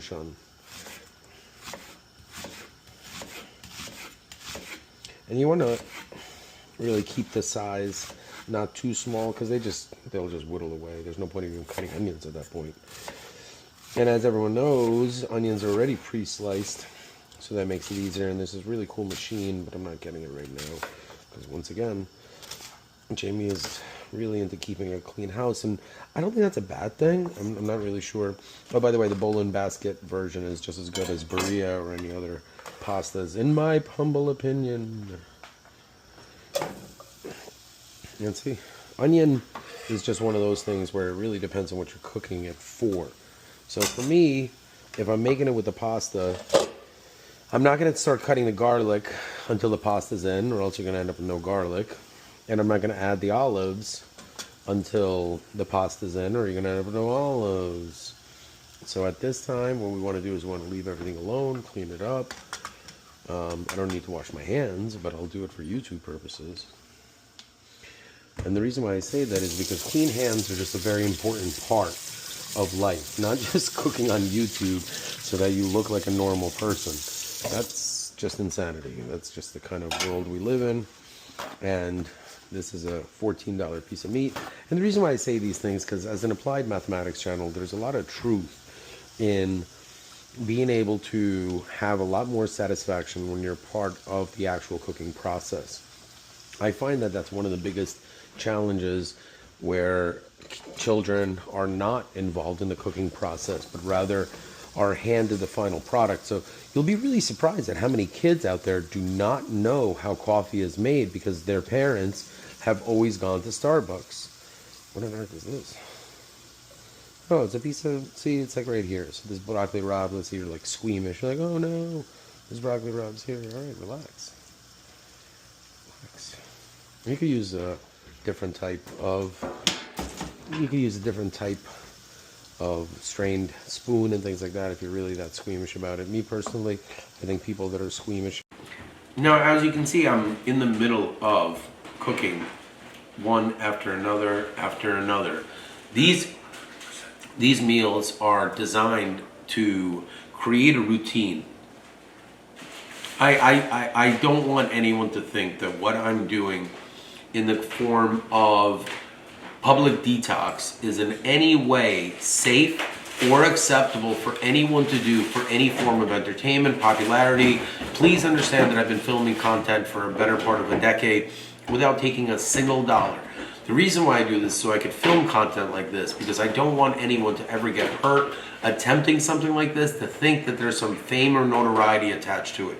Please, being known as the first person to publicly detox off of an opioid is far more significant than you think. The reason why I'm saying this is because it wasn't that my doctors were pill pushers, but my doctors continuously wanted me to switch from an opioid, which is, believe it or not, as much as we want to hate on opium, it is a naturally occurring substance within the poppy plant.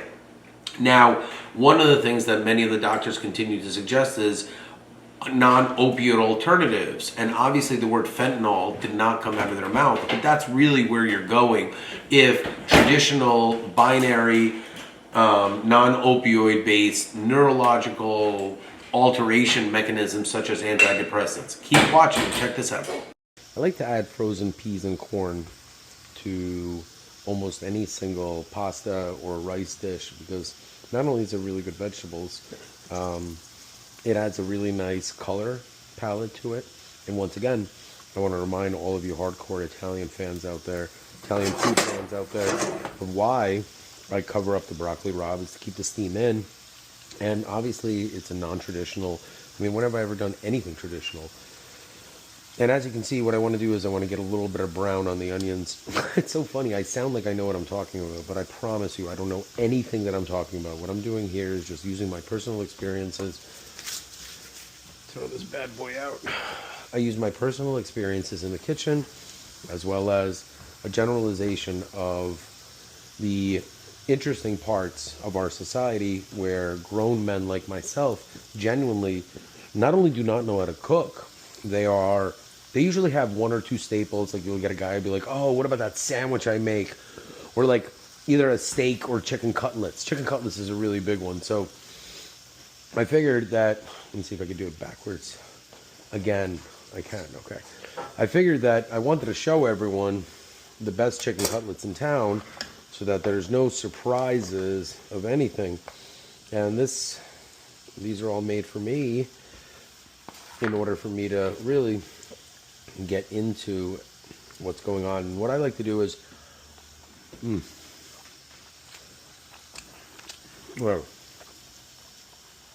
what's his name? The kid from the Giants, Tommy Mottola. Tommy Cutlets? DeVito, whatever. Point is, it's very hard to make it as a quarterback in the NFL. So before anyone criticizes a human being for not being an NFL quarterback, ask yourself how close you became to starting for the New York Giants. And this guy started half a season or something like that. The point is that he was very smart. Like, look, here's my 15 minutes of fame. I'm not going to pretend something I'm not. I made a horrible decision for the agent that he used. At one point, he was featured on television, and I guess the agent didn't really understand that the NFL is a business, and he's not in the business. So, like you would think that the onions would be cooking faster, but believe it or not, and as you can see, like, if you cook a lot, you would see the heaviness and the yellow of the olive oil. And what's really ironic about this is my whole life, well, my whole adult life, my wife has tried to convince me that buying extra virgin... One would assume that what I'm talking about is some sort of a nefarious thing, but it's not. The whole point of why it was so difficult for me to come off of it is because I could have easily switched to a synthetic pain medicine, such as fentanyl or anything like that. And I don't know if anyone's been paying attention, but fentanyl is not exactly like cough medicine. And you don't want to mess with such a, like, metaphysically mind-altering everything if you're already dealing with issues with the current medication. Remember, I wasn't taking it as a street medicine. I got mine at a local pharmacy. And they didn't do anything wrong. No one did anything wrong. As a matter of fact, if God forbid I find myself in... There were a couple of times where it did help out. Like, for example, I once ran into a burning van that I thought I owned, but apparently I didn't. But I was covered in second-degree burns all over my body, and I still didn't take more than 2 pain pills a day while prescribed 3 pills. And I've never, I don't want to say never, when I was really, really sick and bleeding all over my body from the multiple surgeries. And please understand that there are many people that want to criticize how a person became an addict. That is not right, and I'll explain to you why. Unless you have a time machine, please understand that the word addiction grips and grabs every single person you can possibly imagine. And the reason why I say this is because there is no way a human being could ever disprove a person by their statement of the following. Really the way to go. And then when I looked at it, I was like, all right, well, why do you like it? She's like, well, it's a lot lighter. It tastes much better. I would say, like, why don't we use a lighter oil? was canola oil, and then, in my opinion, I think the best oil for cooking, as a generalization, is vegetable oil. And believe it or not, vegetable oil is very frequently used in salads and salad dressings and a shitload of commercial products, especially in local kitchens. I mean, look, you just look at the price of vegetable oil versus olive oil. And do you really believe that every Italian place is just using olive oil to cook the massive amounts of food that they cook? It's not even remotely cost effective. Especially if, like, you want to put a little bit of olive oil and cut it down. See all this junk right here? Believe it or not, that's what we in America call flavor country. And I do. I consider myself an American citizen because I am an American citizen. And being an American citizen really comes with a lot of privileges that I'm just not really interested in giving up right now. But as far as being associated with the federal government, I'm kind of nauseated with what's been going on. So I would give up my federal agent status. I don't really need it. I don't have any interest in identifying myself. So I guess on YouTube I was a federal agent is the only change that I'm going to make. And the reason why I stopped it is I don't make any money doing it whatsoever. I did it because I thought that there was part of my patriotic and frankly rightful duty to do that. See that? You see, the onions are disproportionately less, but we're not going to put any more. Why? Because the peas and the carrots, the peas and carrots would be ideal. It's the only thing that's missing. So now we have a boil. It's very simple. I'm not really sure what people's obsession with salt is. I don't know if they know what barometric pressure is, but irregardless. Here we go. This is good to go. Once again, I don't know what people's obsession is with breaking pasta up. We'll get a couple of seconds. And as you can see, this right here, and what I like to do is add a little bit of color with paprika. And I've always been a fan of just generously using paprika to add color because I don't think that there's too much flavor in paprika. I mean, maybe there's hot paprika and things like that, and maybe it's just one of those things where I don't have a palate for it. But if you want to give a little bit more than that bland look, a little bit of paprika literally never killed anyone. Unless you're allergic to paprika, then it probably would kill you. But, you know, talk to an allergist. I don't know what to tell you. I don't know, this whole thing with food allergies and everything, I try not to make a comment about it because, truthfully, when I was a kid, this kid I grew up with, his name's Brian Massey, and his aunt actually ate MSG and passed. Once an addict, always an addict. Because the truth of the matter is, why not excuse a human being's activities based on their past actions? And the reason for that is because weak-minded individuals want to keep human beings trapped in negative cycles. I try to take everything, see, it's got a lot more look to it. I try to take things with a grain of salt, and I try to really use the rule of, well, if I don't know anyone that this even happened to, and this is a constant thing in our society, maybe it's one of those things where there's a massive cost benefit to the adverse. So for example, think about the amount of camps that are designed around allergies being mitigated, controlled, or whatever you want to call it. Now the garlic can go in because you're only a few minutes away from the pasta being drained. The whole pasta temperature thing, look for another channel on YouTube. I really don't give a shit what your opinion is. I cook the pasta when it's ready and mix it. The whole al dente concept. It's not a steak. I'm not really sure. I respect Italian culture very, very much, but it's like people who don't speak Italian trying to convince you that the word ricotta, it's pronounced rigot. I mean, it would be if there was a G in it, but in the English language it isn't. So if you want to be culturally elitist, I guess, and correct human beings who properly can read a word, that's really cool. That's in line with human beings. And I think it's a Jersey thing where people in New Jersey feel that the way they pronounce words is the right way. I'm not really sure where that comes from, such as pork roll. In New Jersey, it's called Taylor ham, but for some reason when people leave New Jersey, they find it as their cultural responsibility to correct other people who simply know the word fork roll, not Taylor ham. Taylor's a company, by the way, somewhere near Philly or something. I don't know. This is shit. Probably made in China at this point. Mystery meat. Look, I got nothing bad to say. I just know that bacon, sausage, or anything from McDonald's tastes exactly like Taylor ham. So I don't have some sort of a weird obsession with a place that doesn't even have a normal winter or summer. But that's neither here nor there. See all this garlic right here? And what I want to do is, I'm trying to go as fast as I can without slicing a piece of my thumb off, because I want to get it burned on the bottom, but not too much. You got to lower the heat. You can hear it. You can actually hear what you don't want to hear. And always remember, you're putting in frozen vegetables, pronounced obviously vegetables. And when you're dealing with frozen vegetables, you always have to remember that before they even start cooking, they got to thaw. And what happens to a pan is that the entire temperature of the pan starts to plummet when you add in a frozen vegetable. And that really is one of those things where people don't take into consideration when cooking with frozen food, which is why very often it's either burnt or undercooked, is because the calculation is already pre-done for you for read the bag. But God forbid, human beings in the United States of America actually follow directions. And this is coming from a human being who has never read a single direction from a single IKEA. And I'm one of the worst IKEA assemblers you'll ever meet in your life. Like, if you ever want to meet a bad IKEA assembler, that's me.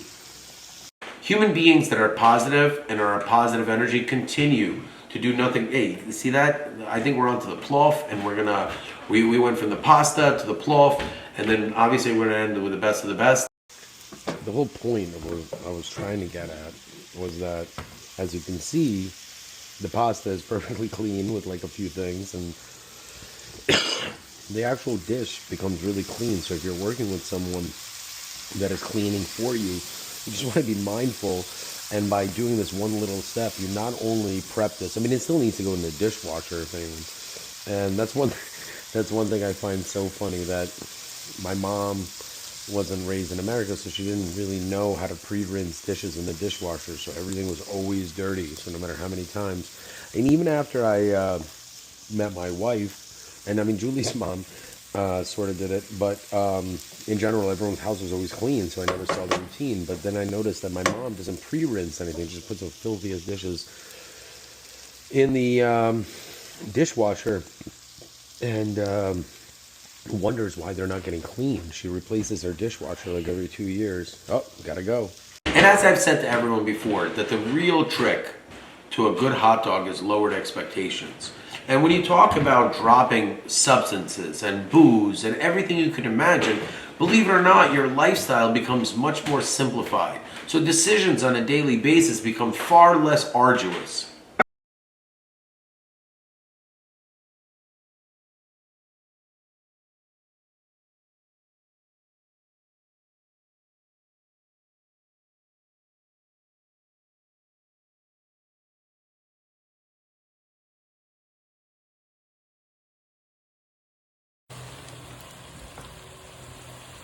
I guess, like, people don't really understand that in order to have a really good meal, you have to prepare and start early.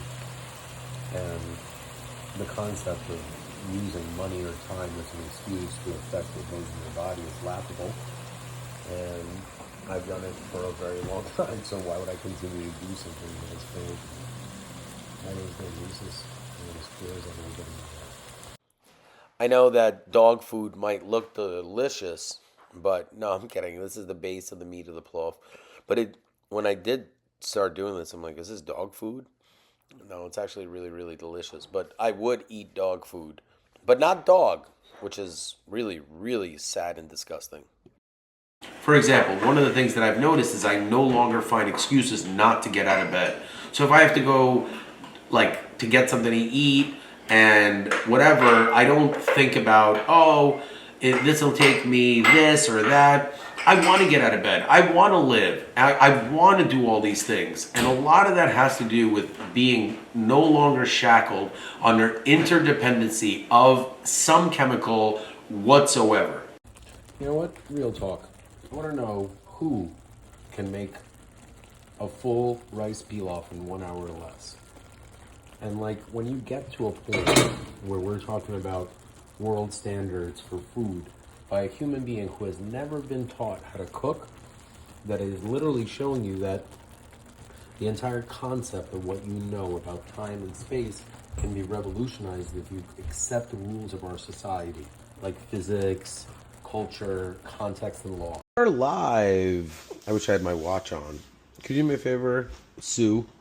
You know, it'd be crazy if you were a sous chef named Sue. So, do you know what I'm saying? Like, think about the amount of people that can't complain at stores that are named Karen.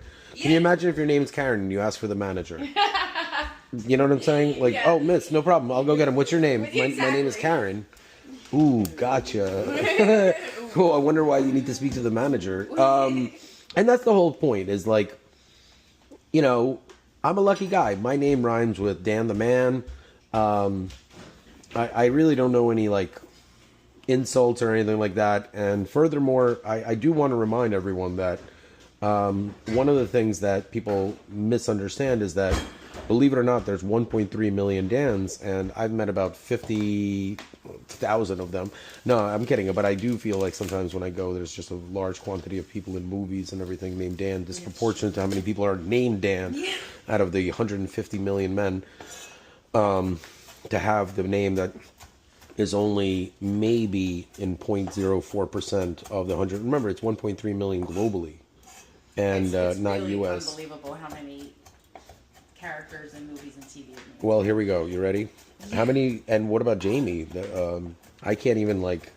What? Jamie, You know, that's in the past. IRL. Honestly, that's in the past. It's just a stupid ass byproduct of a set of circumstances that I truly is one of the few times in my life do not have control over, because just like I say publicly that I would never let anyone hurt my wife. Like, the reason why is because she's the mother of my kids. So no matter what she does or says, out of respect to my children, I will always protect her. If she has an issue on a date or anything like that, she knows that I'll be the first person to make sure that she's okay.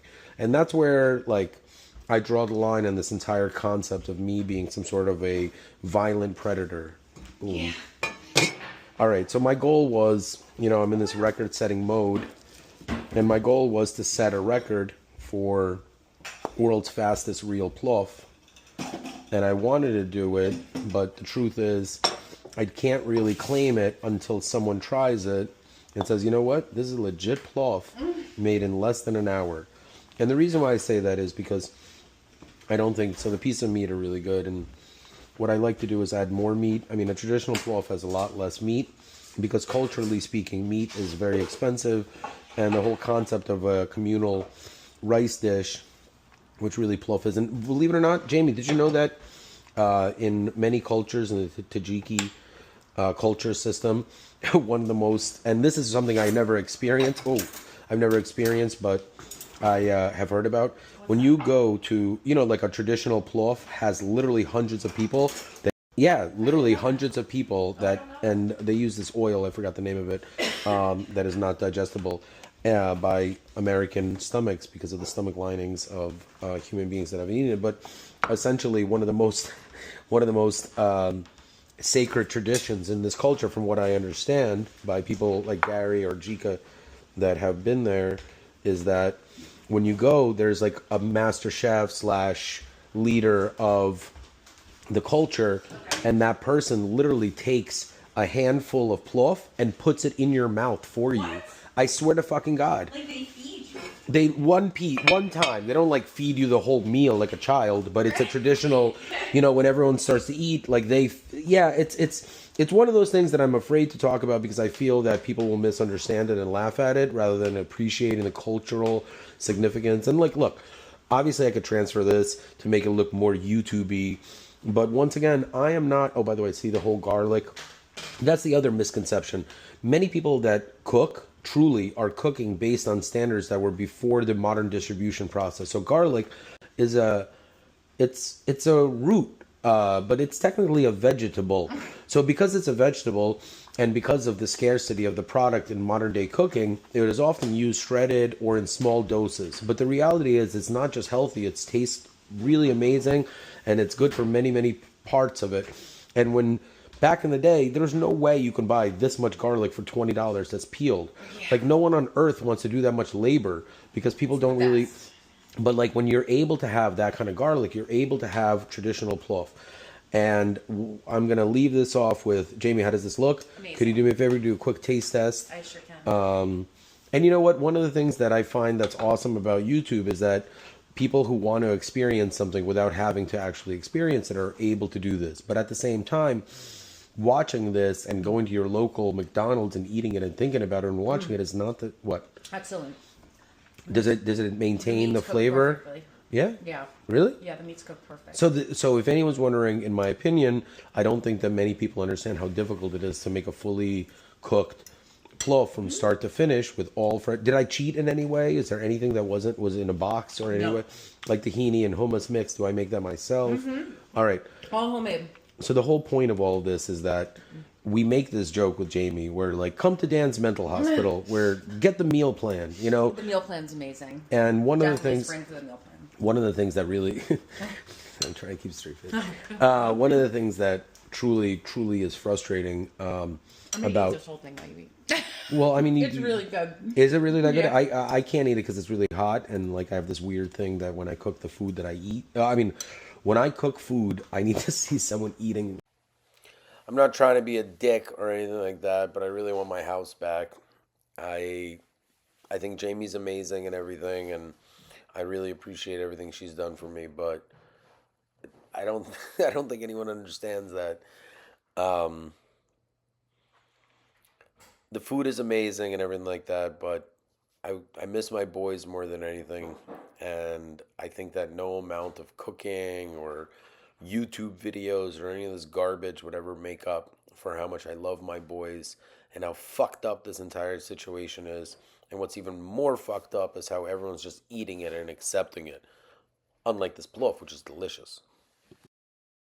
Well, if anyone's wondering, I hated the way I looked on camera yesterday. So instead of running in a circle like a psychopath in front of Livingston High School and pretending to be Rocky Balboa and also pretending like no one's looking at me, that's probably the most difficult part of being out in public is the amount of effort that it takes to pretend like people aren't staring at me. I know. It's So unbelievable. rather than running from it, I just simply have calculated. Literally running from. No, I just feel like the most epic night in Livingston High School is Friday night at Kiwanis. So why not go there? If you're not busy, I would love to show you and the audience some of the awesome things that the town has. And I think that one of the things I really want to point out is that I'm extremely grateful for the town's benefactors and the DPW workers that were able to pull it together and get the mud gone. Yeah. Granted, it's one of the nicest weathers that we've ever had in Kiwanis history, but Right. that's usually what happens when you have an entire town come together and finally fix the mud is the 1 year that they finally do it, No rain. there's no rain, right? Amazing. So even Blind Melon would be confused at this one. What? That's actually the first song that I listened to in the car with my wife, and she said to me, my dad likes this song. I said, oh, this is amazing. Let's continue talking about your dad. And I told her, you know what? Here's a song that your dad doesn't like. And I played it for her. And it's by Blind Melon. And it's called Change. And that's the song that I want my kids to listen to. Because they're awesome. Is this good? Excellent. Thank you. Peace out, son. So even if, when I was addicted to Afrin, now I haven't taken any nasal spray in, Jamie, how long has it been? Almost a year. Almost a year. I haven't taken any nasal spray in a year. And a lot of that has to do with the fact that when I was sleeping or living with my wife, she would always yell at me because I wasn't breathing the right way or anything. So I would just take the nasal spray so I didn't have to listen to her yell. And now that I just, I sleep alone or on a couch or something, whatever, still alone. I don't have a dog or anything, but I'm not nasally and I can breathe and I don't have to excuse myself. And I swear I was taking Afrin for a good 2 decades. And people actually thought that I was on drugs because of the nasal spray. But the truth is, I made this joke in the last video where I've never done cocaine, but I smelled it. I mean, all right, I did it a couple of times, but I mean, a handful of times over the course of a 25, 26-year adult life is like less times than I've even seen it as a subject matter in every movie I can imagine. I've seen it in a lot of movies, so, and I like movies a lot, so I don't think that's a good example. But less than a dozen is a great example over the course of a life, including college. And the reason why I want to be expressly open about that is because I don't want to be known as the kind of person that avoids subject matter that is not comfortable for him. Like, obviously, I don't want to do any drugs in the future. I mean, obviously, unless you're buying. But, no, I'm kidding. That was a joke from Kingpin. I genuinely, I don't see myself as a human being that is really, and that's one thing that I want to remind everyone, that I have a massive advantage compared to the average bear. See, for me, I have this channel, so like getting high, which I want to explain again, like not being in pain and getting high are not the same thing, in my opinion. In my truest opinion, is there's an actual level of admissible acceptability within a human being who's doing the best they can to mitigate a very, very, very serious and painful matter. And on that,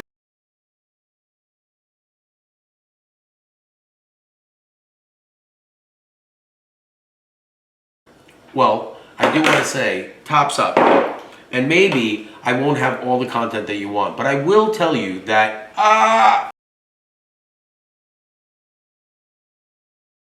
I'm just kidding. Don't you see, I can create the best food, edit the content instantly, create the videos fast enough, faster than you can look at it, and I'm actually going to even title it, "Please Don't Watch Until You Have Showered." And the reason for that is because people are now stopping to actually function as human beings in order to watch the content that is the direct opposite of everything you have seen ever in your entire life. So if you don't like this content or don't understand it, no problem. There's a shitload of garbage that's been made for the entire century that you can watch, or there's brain rot that your kids are obsessed with because only a child or an old person can possibly think that there's anything as good as the real thing.